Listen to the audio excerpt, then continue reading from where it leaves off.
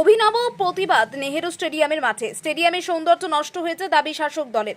দুর্গাপুরের ঐতিহ্যবাহী নেহেরু স্টেডিয়াম, যেখানে অতীতে অনেক বড় বড় খেলোয়াড়রা তাদের খেলার প্রদর্শন করেছেন, সেই ঐতিহ্যবাহী স্টেডিয়াম রাজনৈতিক সভার কারণে তার সৌন্দর্য হারিয়েছে। আর তাই আগামী দিনে এই স্টেডিয়ামকে আবার পুরনো অবস্থায় ফিরিয়ে আনার দাবি তুলছেন তৃণমূলের পাণ্ডবেশ্বর এর বিধায়ক তথা পশ্চিম বর্ধমান জেলা সভাপতি নরেন্দ্রনাথ চক্রবর্তী। আজ প্রতীকী প্রতিবাদ হিসেবে সেই মাঠে ধান্য চারা রোপণ করে এক অভিনব উপায়ে প্রতিবাদ জানালেন বিধায়ক তথা জেলা সভাপতি নরেন্দ্রনাথ চক্রবর্তী। তিনি জানান, রাজনৈতিক কারণে সভা করার জন্য দুর্গাপুরে আরও অনেক বড় বড় মাঠ ছিল, যেখানে এই প্রধানমন্ত্রী সভা করলে হয়তো দুর্গাপুরের খেলার পরিবেশে কোনো ভিন্ন ঘটতো না, কিন্তু নেহেরু স্টেডিয়ামের মতন ঐতিহ্যবাহী স্টেডিয়ামে এরকম রাজনৈতিক সভা করার ফলে স্টেডিয়াম তার সৌন্দর্য হারিয়েছে।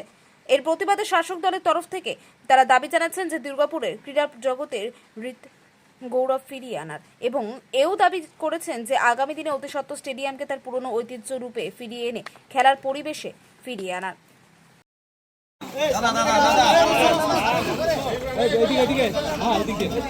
জয় বাংলা।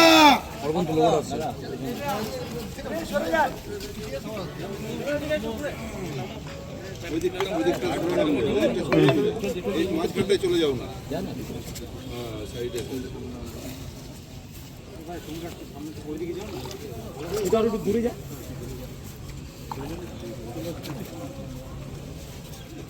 অভ্যাস নাই।